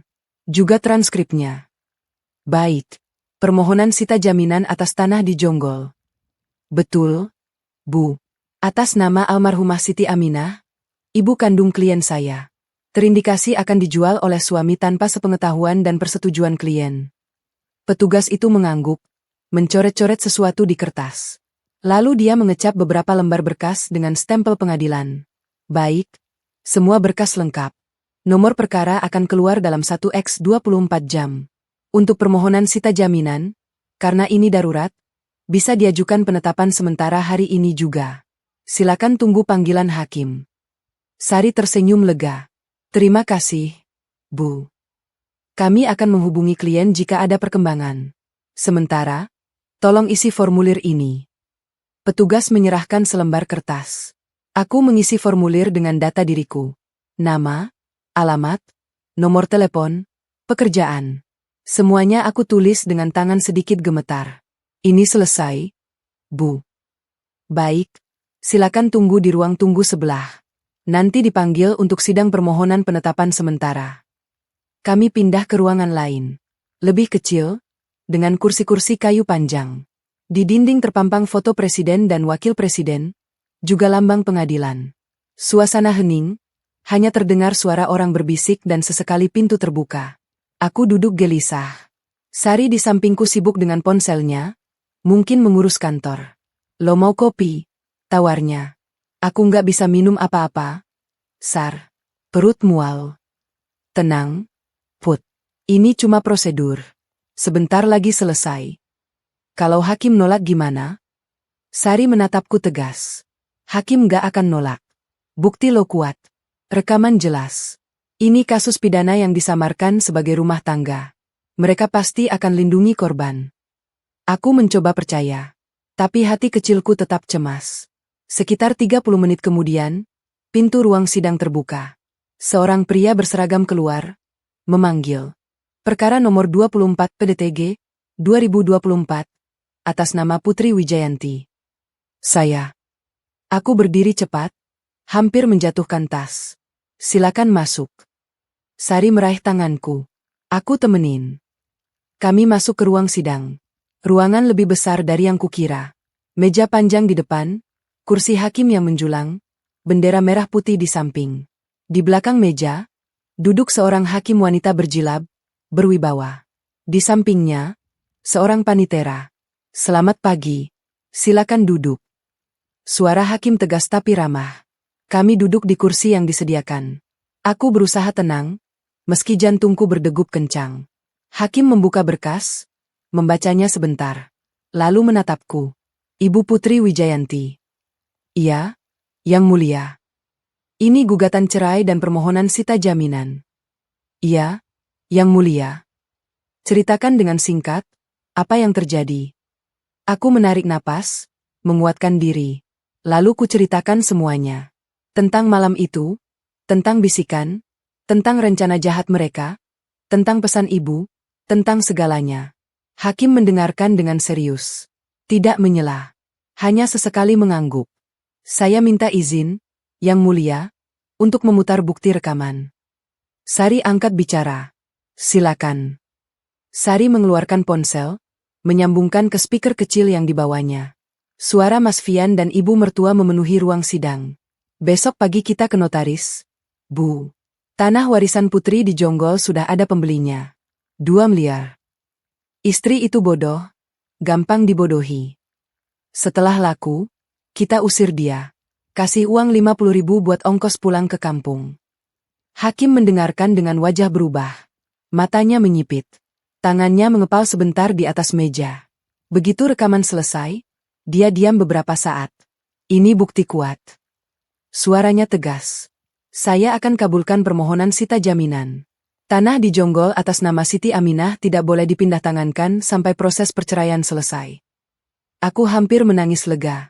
Sari meraih tanganku, menggenggamnya erat. Terima kasih, Yang Mulia. Aku berusaha bicara tegas. Tapi Ibu Putri harus paham, ini baru penetapan sementara. Proses perceraian tetap berjalan. Suami Ibu akan dipanggil, akan ada mediasi, dan seterusnya. Ibu siap? Siap, Yang Mulia. Baik, Panitera, siapkan penetapan. Hakim menandatangani sesuatu, lalu menyerahkan ke Panitera. Beberapa menit kemudian, kami keluar dari ruang sidang dengan selembar kertas berharga. Penetapan sela. Sita jaminan. Tanah ibuku aman, untuk sementara. Begitu sampai di mobil, aku tidak bisa menahan diri lagi. Aku menangis. Tapi kali ini tangis lega. Tangis syukur. Udah. Sari memelukku. Lo berhasil, Put. Langkah pertama udah lo lewati. Makasih, Sar. Makasih banyak. Aku terisak di bahunya. Lo hebat. Ibumu pasti senang lihat lo sekarang. Setelah beberapa menit, aku mulai tenang. Sari memberiku tisu dan sebotol air mineral. Minum dulu. Habis ini masih banyak yang harus dikerjain. Aku minum, berusaha menenangkan diri. Apalagi, Sar. Sari mengeluarkan ponselnya, membuka catatan. Pertama, kita harus kirim penetapan ini ke BPN biar mereka catat. Tanah lo resmi diblokir. Kedua, lo harus segera ke kampung ambil surat asli. Ketiga, kita urus surat kuasa ke pengacara. Aku bisa bantu, tapi kalau perlu pengacara khusus, aku kenal beberapa. Lo nggak bisa jadi pengacara aku. Sari tersenyum. Aku notaris, Put. Beda ranah. Tapi aku bisa dampingin lo, kasih saran, urus dokumen. Untuk sidang nanti, lebih baik pakai pengacara. Biar profesional. Aku mengangguk. Oke. Tapi tolong carikan yang bagus, Sar. Tentu. Sekarang, prioritas utama, kampung. Kira-kira lo bisa berangkat kapan? Aku berpikir. Besok pagi-pagi. Tapi sebelum itu, aku harus kembali ke rumah. Ambil beberapa barang. Juga pura-pura biasa dulu, biar mereka nggak curiga. Lo yakin mau balik ke rumah? Itu berbahaya. Nggak apa-apa, Sar. Mereka pikir aku masih bodoh. Mereka nggak akan curiga. Apalagi hari ini mereka sibuk dengan rencana jual tanah. Pasti mereka pulang dengan kekesalan. Sari mengangguk pelan, meski ragu. Oke. Tapi hati-hati. Lo harus siap kalau mereka marah. Kalau ada yang aneh, lo kabur langsung. Telepon aku jemput. Iya, Sar. Janji. Mobil Sari melaju meninggalkan pengadilan. Di tanganku, kertas penetapan sementara masih kugenggam erat. Rasanya seperti memegang senjata paling berharga. Di atas kertas itu, tertulis hitam di atas putih, tanah di Jonggol atas nama Siti Aminah tidak boleh dipindah tangankan sampai proses perceraian selesai. Ini dia senjatanya, Put. Sari tersenyum puas. Sekarang mereka nggak bisa apa-apa. Tanah lo aman. Tapi mereka masih punya fotokopi, Sar. Mereka masih punya sertifikat palsu atau apapun itu yang mereka buat. Fotokopi nggak berarti apa-apa kalau di BPN sudah tercatat blokir. Percaya deh. Notaris manapun yang cek ke BPN akan tahu tanah ini dalam status sita jaminan. Aku menghela napas lega. Tapi masih ada satu hal yang mengganjal. Surat asli di kampung. Itu harus segera aku ambil. Besok pagi, lo harus ke kampung. Tapi sebelumnya, lo harus balik ke rumah dulu. Pura-pura biasa. Jangan sampai mereka curiga lo sudah bergerak. Aku mengangguk. Itu rencanaku sejak awal. Sekitar 20 menit kemudian, mobil Sari berhenti di depan rumahku. Rumah yang 2 tahun ini ku tinggali, yang kukira akan jadi tempatku tua bersama suami. Sekarang, rumah itu terasa asing. Seperti medan perang. Lo yakin mau masuk sendiri? Sari menatapku cemas. Yakin, Sar. Mereka nggak akan curiga. Lagian, aku harus ambil beberapa barang buat ke kampung. Kalau ada apa-apa, telepon aku. Langsung. Aku tunggu di kantor. Iya, Sar. Makasih banyak buat hari ini. Sari meraih tanganku, menggenggamnya erat. Lo kuat, Put. Lo pasti bisa. Aku tersenyum, lalu turun dari mobil. Kutatap rumah itu sebentar. Dari luar, semuanya tampak biasa. Pintu tertutup, tirai terpasang, tidak ada tanda-tanda keributan. Tapi aku tahu, di dalam sana, mungkin ada badai yang siap menerjang. Kumasukkan kunci ke lubang pintu. Berputar pelan. Pintu terbuka. Suara dari ruang tengah langsung terdengar. Suara Mas Fian dan ibu mertua. Mereka sedang mengobrol, tapi nadanya tidak seperti pagi tadi. Sekarang nadanya kesal, marah, frustrasi. Aku melangkah masuk, berusaha terdengar biasa. Assalamualaikum. Aku pulang. Hening. Mas Fian muncul dari ruang tengah. Wajahnya merah. Matanya memerah. Bajunya masih rapi, tapi dasinya sudah longgar. Rambutnya agak berantakan, seperti sering diusap frustrasi. Ibu mertua di belakangnya, duduk di sofa dengan tangan terlipat. Wajahnya pucat, matanya sembab, seperti habis menangis. Oh, rupanya kabar buruk sudah sampai. Put. Suara Mas Fian terdengar datar. Tidak seperti biasanya yang penuh panggilan sayang. Iya? Mas? Kok udah pada di rumah? Urusannya selesai. Aku berusaha terdengar polos. Mas Fian tidak menjawab. Dia hanya menatapku dengan tatapan aneh. Tatapan yang tidak bisa kubaca. Kamu dari mana aja? Tanyanya akhirnya. Dari pasar, Mas. Tadi sama Sari. Belanja bulanan. Aku mengangkat belanjaan yang memang sempat kubeli sepulang dari pengadilan. Sekadar pura-pura. Belanjaan mana? Kok cuma dikit? Ini baru sebagian. Barang lainnya nyusul diantar. Sari ada urusan jadi pulang duluan. Bohong lagi. Tapi wajahku tetap tenang. Mas Fian diam. Lalu dia balik badan, kembali ke ruang tengah. Aku mengikutinya. Ibu mertua masih duduk dengan tangan terlipat. Begitu melihatku, dia mendengus pelan. Biasanya dia selalu menyapa, selalu bertanya kabar. Sekarang tidak. Aku pura-pura tidak merasakan ketegangan. Kutaruh belanjaan di meja makan, lalu duduk di kursi. Ada apa? Bu, kok pada di rumah? Bukannya tadi ke notaris? Mas Fian menatapku tajam. Urusan batal. Loh, kenapa? Notarisnya bilang berkasnya kurang. Kurang apa? Ibu mertua tiba-tiba menyela. Kamu ini banyak tanya. Udah batal ya batal aja. Aku memasang wajah kaget. Maaf, Bu. Aku cuma tanya. Mas Fian menghela napas panjang. Kelihatannya dia berusaha menahan diri. Maaf, sayang. Ibu lagi capek. Kami memang dapat kabar buruk. Dia berusaha tersenyum. Masih berusaha jadi suami baik. Aku pura-pura iba. Iya? Mas, enggak apa-apa. Mungkin rezekinya belum ada. Rezeki apanya? Ibu mertua kembali menyambar. Ini semua karena... Bu. Mas Fian memotong keras. Ibunya langsung diam. Suasana hening beberapa detik. Aku berdiri. Aku masak dulu ya. Kasian pada lapar. Tanpa menunggu jawaban, aku masuk ke dapur. Tapi telingaku tetap awas. Kupasang pendengaran terbaik. Dan benar, begitu aku masuk dapur, mereka mulai berbisik lagi. Lihat itu anakmu.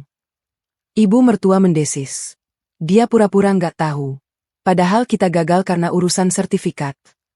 Bu, pelan-pelan. Nanti kedengeran. Biarin. Emangnya dia bisa apa?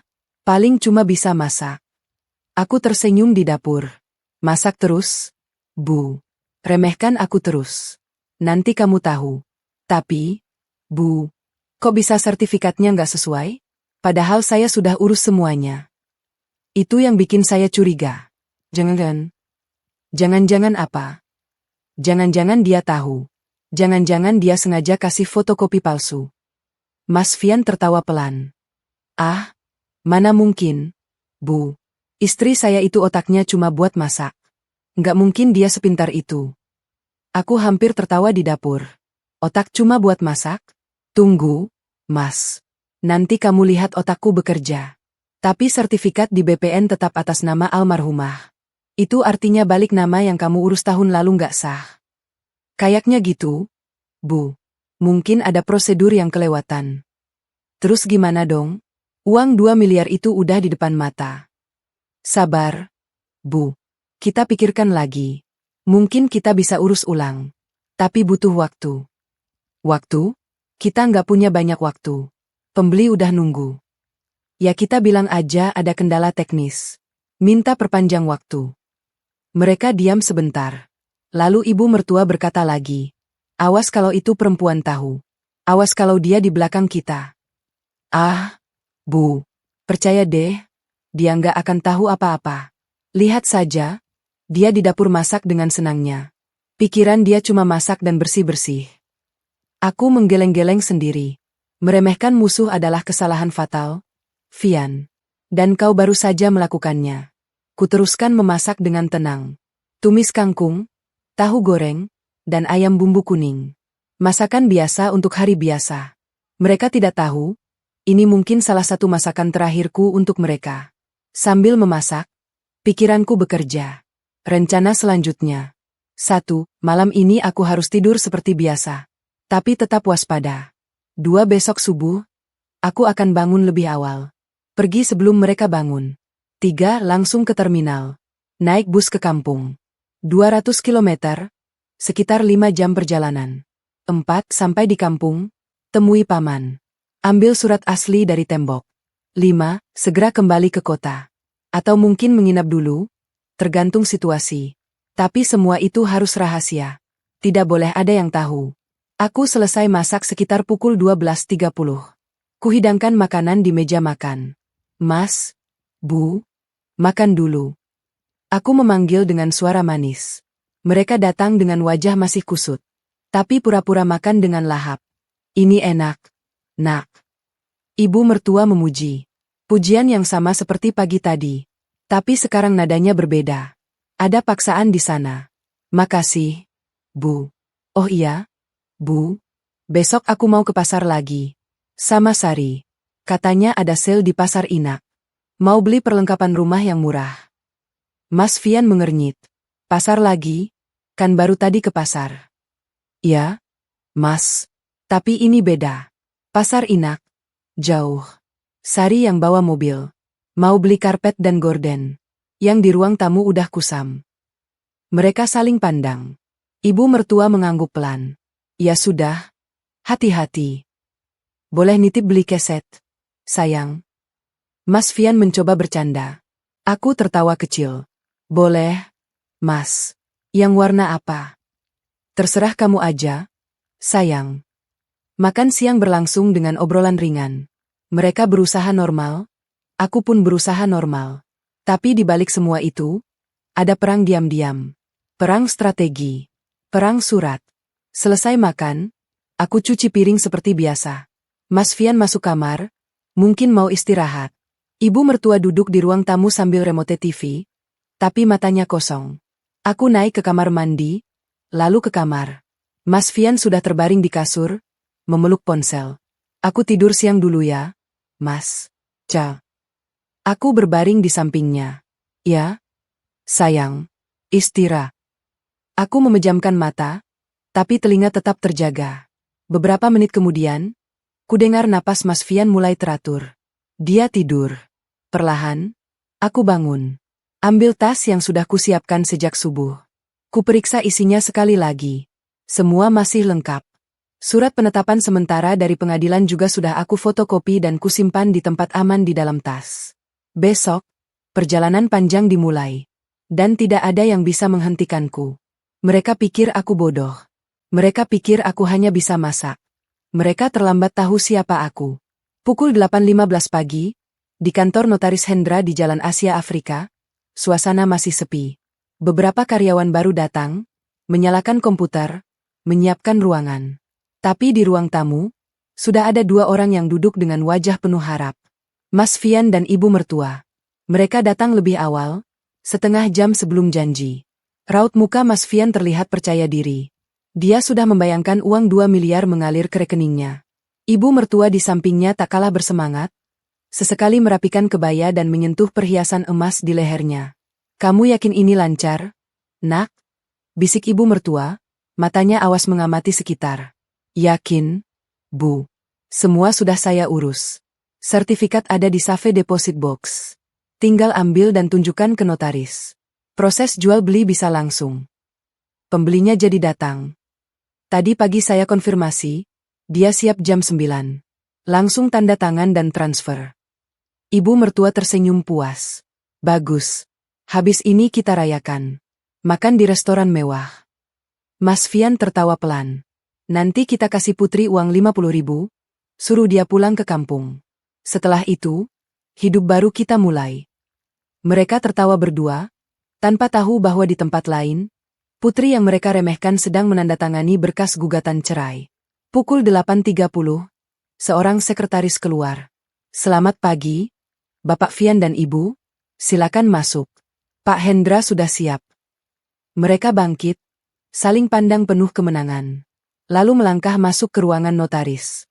Pak Hendra, seorang pria parubaya dengan kacamata tebal dan jas rapi, menyambut dengan jabat tangan profesional. Selamat pagi, Pak Fian. Ibu, silakan duduk. Kopi atau teh? Enggak usah, Pak. Langsung ke berkas saja. Mas Fian tidak sabar. Pak Hendra mengangguk, membuka laptop di depannya. Baik. Hari ini kita akan melakukan proses jual beli tanah di Jonggol atas nama Ibu Putri Wijayanti, dengan pembeli Bapak Haryanto. Betul. Betul, Pak. Sebelumnya, saya perlu memeriksa keabsahan dokumen, terutama sertifikat hak milik aslinya. Mas Fian mengeluarkan map dari tasnya, meletakkan di meja. Ini, Pak, sertifikat asli. Sudah atas nama saya. Pak Hendra mengambil map itu, membukanya dengan hati-hati. Matanya mengamati sertifikat itu dengan teliti. Bolak-balik. memegang kertasnya, melihat cap dan tanda tangan. Wajahnya mulai berubah. Pak Fian, sebentar. Dia menekan interkom. Tolong Mbak Rina bawa alat pemeriksa keaslian dokumen. Mas Fian dan ibu mertua saling pandang. Ada sedikit rasa cemas mulai menyelinap. Mbak Rina datang dengan semacam lampu ultraviolet dan kaca pembesar. Pak Hendra memeriksa sertifikat itu di bawah lampu. Beberapa menit berlalu. Sunyi. Hanya suara napas dan detak jarum jam. Akhirnya, Pak Hendra menghela napas panjang. Dia meletakkan sertifikat itu, menatap Mas Fian dengan tatapan sulit diartikan. Pak Fian, maaf saya harus bertanya. Ini sertifikat asli atau fotokopi? Mas Fian mengernyit. Asli, Pak. Ini saya ambil dari safe deposit box bank. Pak Hendra menggeleng pelan. Maaf, Pak. Ini bukan sertifikat asli. Ini fotokopi berwarna yang dibuat sangat mirip. Tapi kertasnya tidak sesuai, capnya tidak timbul, dan tanda tangan di sini tidak cocok dengan sampel yang ada di database notaris. Ibu mertua hampir jatuh dari kursi. Apa? Itu tidak mungkin. Mas Fian meraih sertifikat itu, memeriksanya sendiri. Wajahnya pucat pasi. Tapi ini, saya yakin ini asli. Saya ambil sendiri dari bank. Pak Hendra menatapnya dengan iba. Pak Fian, sebagai notaris, saya sudah puluhan tahun menangani sertifikat. Saya bisa membedakan mana asli mana palsu. Ini palsu. Sangat bagus, tapi palsu. Dia membuka laptop, mengetik sesuatu. Saya akan cek langsung ke BPN. Mohon tunggu. Mas Fian dan ibu mertua terdiam. Dunia serasa berputar. Semua rencana indah mereka tiba-tiba hancur berkeping-keping. Beberapa menit kemudian, Pak Hendra kembali. Wajahnya sekarang lebih serius. Pak Fian, saya sudah cek ke BPN. Tanah dijonggol atas nama Siti Aminah. Statusnya bersih. Tapi ada catatan baru pagi ini, sita jaminan dari pengadilan agama. Tanah ini tidak boleh dipindah tangankan. Sita jaminan. Mas Fian berteriak. Siapa yang mengajukan? Pak Hendra menatapnya tajam. Atas nama Putri Wijayanti, istri Bapak. Dunia Mas Fian runtuh. Ibu mertua memegangi dadanya. Napasnya tersengal. Wajahnya semakin pucat. Matanya membelalak tak percaya. Ibu mertua hampir pingsan. Mas Fian diam membatu. Wajahnya merah padam, lalu pucat, lalu merah lagi. Tangannya mengepal erat. Ruangan hening. Sunyi senyap. Lalu tiba-tiba, pintu terbuka. Seorang pria parubaya masuk dengan senyum lebar. Selamat pagi. Saya Haryanto, calon pembeli. Ada kabar baik. Dia melihat raut muka Mas Fian dan ibu mertua. Senyumnya mengeras. Ada apa ini? Pak Hendra menjelaskan dengan suara pelan. Wajah Pak Haryanto berubah dari ceria menjadi marah. Ini main-main namanya. Saya sudah siapkan uang 2 miliar, sudah ajak istri saya, sudah dapat persetujuan bank. Sekarang batal. Suaranya meninggi. Maaf, Pak Haryanto. Ini di luar kendali saya. Pak Hendra tetap tenang. Lu, Fian, lu kira gue bisa main-main? Udah gue kasih DP 500 juta, sekarang batal? Kembaliin uang gue. Mas Fian terperanjat. DP? Belum ada, Pak. Saya belum terima DP. Hah? Kemarin lu minta 500 juta buat ngurus sertifikat dan perizinan. Lu bilang itu bagian dari transaksi. Ini udah gue transfer ke rekening lu. Ibu mertua memegangi dadanya lebih kencang. Napasnya semakin berat. Matanya mulai berkunang-kunang. Mas Fian terdiam. Uang 500 juta itu, dia sudah menggunakannya. Sebagian buat bayar hutang, sebagian buat beli mobil baru untuk ibunya, sisanya buat foya-foya. Pak Haryanto maju selangkah. Wajahnya merah padam. Lu tipu gue, Fian? Lu berani tipu gue? Gue kenal orang-orang. Fian, gue bisa hancurin lu. Pak, tenang. Mas Fian mundur. Tenang apanya? Gue lapor polisi sekarang. Pak Haryanto mengeluarkan ponsel. Di tengah keributan itu, ibu mertua merasakan dunianya gelap. Tangannya mencengkeram kursi, lalu lemas. Tubuhnya melorot perlahan. Ibu. Mas Fian berteriak. Ibu mertua jatuh pingsan di kursi. Wajahnya pucat pasi, Bibirnya kebiruan. Napasnya tersengal-sengal. Astagfirullah. Pak Hendra segera menghubungi ambulans. Pak Haryanto mengumpat, tapi tetap membantu. Suasana kantor notaris yang tadinya tenang, sekarang hiruk-pikuk. Orang-orang berlarian. Telepon darurat ditekan. Mas Fian memegangi ibunya, menepuk pipinya pelan. Bu, bangun. Bu. Ibu mertua tidak sadarkan diri. Di tengah kekacauan itu, ponsel Mas Fian bergetar. Sebuah pesan masuk dari nomor yang tidak dikenal. Selamat siang, Mas Fian. Saya pengacara Ibu Putri Wijayanti. Mohon untuk tidak meninggalkan kota. Klien saya telah melaporkan kasus penipuan dan penggelapan aset ke polisi. Surat panggilan akan menyusul. Terima kasih. Mas Fian membaca pesan itu, lalu menjatuhkan ponselnya. Dia menatap ibunya yang tak sadar, menatap Pak Haryanto yang masih marah, menatap Pak Hendra yang sibuk menelepon. Dan di sudut hatinya, untuk pertama kalinya, dia sadar. Istri bodoh itu, ternyata tidak pernah bodoh. Dia hanya menunggu waktu yang tepat. Dan waktu itu, adalah sekarang. Pukul 13.30 siang. Aku baru saja selesai memasak ketika pintu depan terbuka dengan keras. Mas Fian masuk dengan wajah merah padam, diikuti ibu mertua yang pucat pasi dan tampak lemas, disangga oleh dua orang asing, mungkin petugas ambulans yang membantunya. Aku berdiri di ambang dapur, melihat mereka dengan wajah datar. Putri, teriak Mas Fian, suaranya memecah kesunyian. Aku tidak bergerak, tidak menjawab, hanya menatap. Ibu mertua dituntun ke sofa. Dia duduk dengan susah payah, dadanya naik turun cepat. Wajahnya masih pucat, matanya sayu. Tapi tetap ada api di sana, api kemarahan. Mbak, ibu butuh istirahat total. Jangan stres. Segera periksa ke dokter. Salah satu petugas berpesan sebelum pergi. Mas Fian mengantar mereka sebentar, lalu berbalik. Langkahnya mantap mendekatiku. Kamu tahu? Ya. Suaranya rendah, mengancam. Aku tetap diam. Kamu tahu dari awal? Kamu pura-pura. Aku tersenyum tipis. Selamat siang, Mas. Kok pulang cepat? Urusan notarisnya gimana? Laku tanahnya. Mas Fian melangkah maju, tangannya terangkat. Untuk pertama kalinya dalam 2 tahun, aku melihatnya siap memukulku. Aku tidak mundur, tidak bergeming. Mataku tetap menatapnya tajam. Berani? Aku berkata pelan. Pukul aku. Tambah satu lagi laporan polisi.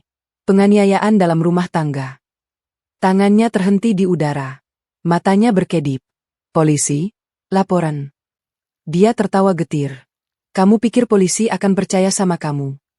Aku meraih ponsel di saku, memperlihatkan layarnya. Sedang merekam. Rekaman ini akan percaya. Sama seperti rekaman semalam. Kamu dan ibu mertua bicara tentang rencana menjual tanahku dan mengusirku dengan uang 50.000. Mau ku perdengarkan? Mas Fian mematung. Tangannya turun perlahan. Kamu merekam kami. Aku menyimpan ponsel kembali. Jam 2 malam. Aku bangun karena haus. Tapi tidak jadi ke dapur karena mendengar suara bisik-bisik. Aku rekam semuanya. Semua? Fian. Rencana jahat kalian. Panggilan? Istri bodoh. Uang 50.000 untuk ongkos pulang. Ibu mertua dari sofa bersuara lemah. Dasar perempuan licik.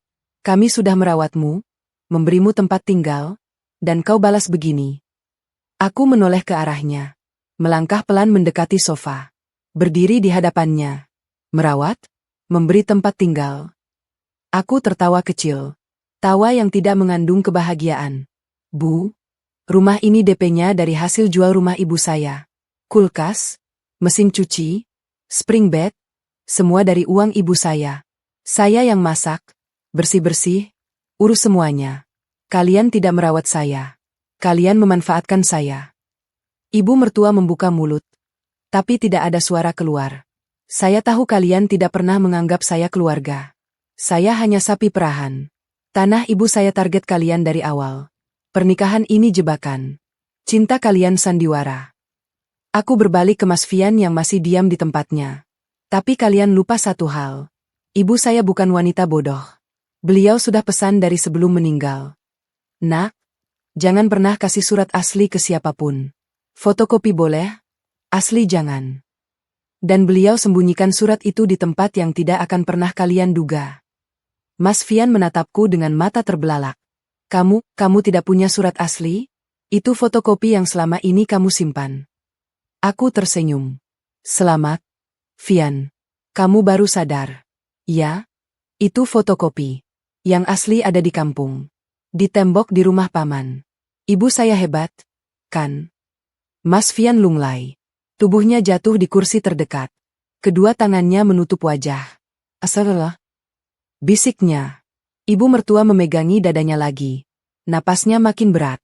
Dan hari ini, lanjutku, aku sudah daftarkan gugatan cerai di pengadilan. Juga permohonan sita jaminan atas tanah itu. Tanah ibuku tidak bisa kalian jual. Sudah diblokir.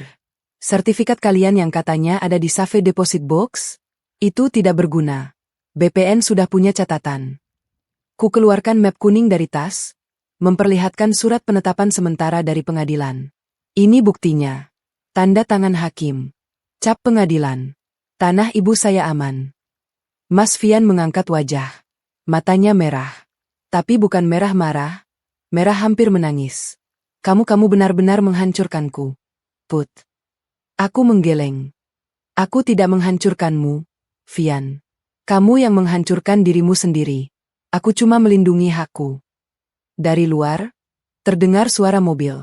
Beberapa menit kemudian, pintu diketuk. Sebelum semuanya bereaksi, pintu terbuka. Dua orang pria berseragam masuk.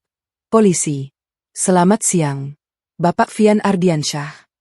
Mas Fian pucat pasi. Saya sendiri. Kami dari kepolisian. Ada laporan penipuan dan penggelapan aset yang dilaporkan oleh Ibu Putri Wijayanti. Kami mohon Bapak bersedia datang ke kantor polisi untuk dimintai keterangan. Ibu mertua menjerit kecil. Kile, jangan bawa anak saya. Polisi menatapnya dengan tenang. Maaf, Ibu. Ini prosedur. Bapak Fian juga dilaporkan oleh Bapak Haryanto atas penipuan uang muka sebesar 500 juta rupiah. Kasusnya sudah masuk. Mas Fian tertunak lemas. Dia tidak berkata apa-apa saat polisi memborgol tangannya. Sebelum pergi, dia menoleh padaku. Putri, maafkan aku. Aku menatapnya lama. Lalu berkata pelan, maafku tidak akan mengembalikan tanah ibu. Maafku tidak akan menghapus rencana jahat kalian. Tapi aku maafkan, Fian. Bukan karena kamu pantas dimaafkan, tapi karena aku tidak mau membawa kebencian di hidup baruku. Dia dibawa pergi. Ibu mertua menangis terseduh-seduh di sofa, memanggil-manggil nama anaknya. Aku mengambil napas panjang. Lalu berbalik, naik ke kamar. Mengambil kopernya yang sudah kusiapkan sejak pagi. Turun, berjalan menuju pintu. Kamu mau kemana? Ibu mertua bertanya dengan suara parau. Aku menoleh. Pulang, Bu. Ke kampung. Ambil surat ibu. Besok aku kembali untuk urus perceraian. Rumah ini akan dijual. Hasilnya dibagi 2 sesuai hukum. Kalian bisa tinggal di sini sementara. Tapi ingat, aku punya hak 50%. Ibu mertua hanya bisa menangis. Aku melangkah keluar. Mentari sore menyambut. Di halaman, Sari sudah menunggu dengan mobilnya. Beres? Tanyanya. Aku mengangguk. Bes. Naik. Aku antar ke terminal. Aku masuk ke mobil. Menatap rumah itu sekali lagi. 2 tahun hidup di sana. 2 tahun tertipu. Tapi hari ini, semuanya berakhir. Put. Sari berkata pelan. Lo hebat. Lo benar-benar hebat. Aku tersenyum. Bukan aku yang hebat. Sar. Ibu. Ibu yang hebat. Beliau sudah merencanakan semua ini dari jauh-jauh hari. Mobil melaju. Meninggalkan rumah itu. Meninggalkan masa lalu. Menuju terminal. Menuju kampung. Menuju surat ibu. Menuju hidup baru. Di dalam tas, ponselku bergetar. Pesan dari paman. Nak, Pak D sudah siap. Tembok sudah dibongkar. Surat ibu aman. Kami tunggu. Aku membalas singkat. Dalam perjalanan, Pak D. Terima kasih. Kutatap jalan di depan. Langit sore jingga. Burung-burung pulang ke sarang. Seperti aku, yang akhirnya pulang.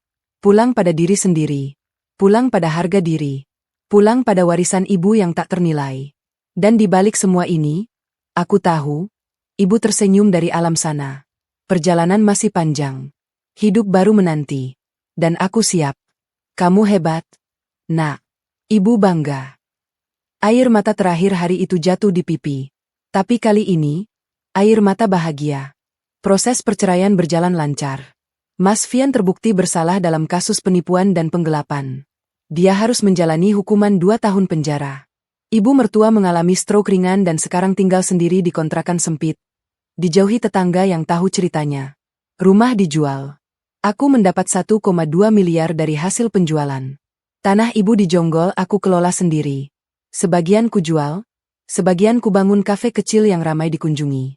Ku kasih nama, Cafe Siti Aminah, untuk mengenang ibu. Pegawai di kafe itu ibu-ibu single parent dan korban KDRT. Setiap hari aku mendengar cerita mereka. Setiap hari aku bersyukur. Dan setiap malam, sebelum tidur, aku berbisik pada foto ibu di samping tempat tidur. Ibu, terima kasih. Tanah ibu jadi berkah. Aku baik-baik saja.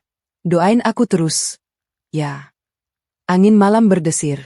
Seperti pelukan. Seperti bisikan.